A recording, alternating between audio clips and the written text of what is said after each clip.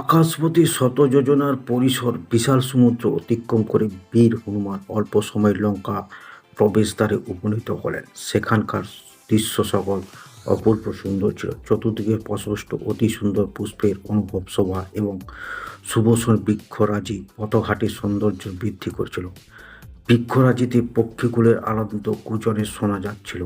মৃদুমন্দ সুগন্ধি বায়ুপ্রবাহ সেই স্থানে শীতল ও মনোরম করে রেখেছিল। অতএব দৃশ্য অতি মনোহর ছিল, কিন্তু হনুমানের মন প্রকৃতির সৌন্দর্য পানের মতো না হয়ে লঙ্কায় প্রবেশের উপায় নির্ধারণের তৎপর ছিল।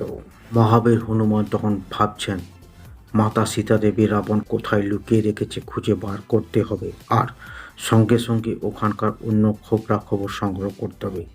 ওইখানে সম্পূর্ণ সেনাবাহিনীর ছাউনি ও খাদ্য পানীয় সরবরাহ ব্যবস্থা খোঁজ নিতে হবে। রাবণের দুর্গ দূর থেকে দেখে অতি দুর্গমে মনে হচ্ছে, অতএব যুদ্ধের প্রতিরূপে সব কথা ভালোভাবে জেনে নেওয়া দরকার। কিন্তু আসল রূপে দিব্যলোকে এই লঙ্কা প্রবেশ করা ঠিক হবে না।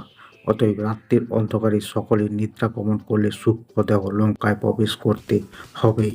রাত্রি সমাগমে মশক সম অতি ক্ষুদ্র রূপ ধারণ করে আর মনে মনে প্রভু শ্রী রামচন্দ্রকে স্মরণ করে বীর হনুমান লঙ্কায় প্রবেশ করলেন। চতুর্দিকে ভয়ানক বিকটাকার রাক্ষস ও রাক্ষস সকল পহরা দিচ্ছে। পথ চৌমাথা সকলেই খুব সুন্দর ছিল এবং নগরীর সমুদ্রের ঘিরে রেখেছিল। সম্পূর্ণ লঙ্কায় সুবর্ণময় স্থানে স্থানে সুন্দর উদ্যান ও জলাশয় শোভা পাচ্ছিল। শ্রী হনুমান অতি সাবধানে এগিয়ে চললেন। এমন সময় লঙ্কা সুরক্ষা যুক্ত রাক্ষসী লঙ্কনী তাকে দেখে ফেললেন। সে এগিয়ে এসে হনুমানকে ভয় দেখিয়ে বলল, আরে তুই কে? চুপি চুপি চোরের মতো লঙ্কা ঢোকার চেষ্টা করছিস? তুই জানিস না যে লঙ্কায় প্রবেশকারী চোর সকলে আমার আহার্য হয়?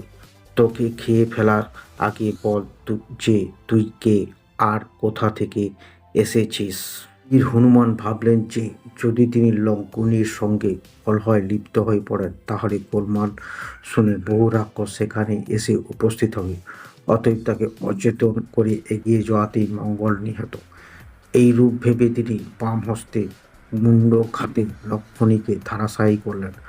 প্রহারের রাক্ষসী রক্ত বহন করতে করতে অজ্ঞান হয়ে মাটিতে লুটিয়ে পড়ল।